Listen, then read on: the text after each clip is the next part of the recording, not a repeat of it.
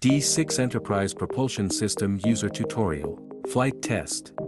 Install the propellers. The CW and CCW directions of the propellers should correspond to the CW and CCW directions of the motor. Use M3*6 screws for foldable propellers and align them directly with the propeller holes and motor holes for pre-tightening.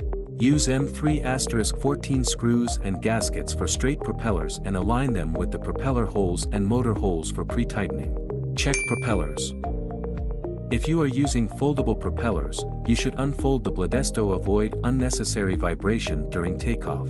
Make sure the propellers are installed correctly, securely, and not damaged. After confirming that there is no problem with the propellers, you can lock the pre-tightened propeller screws.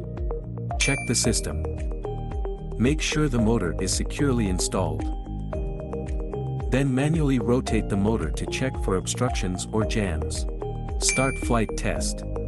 Slowly increase the throttle output and observe the drone's response to ensure that all motors and propellers are functioning properly.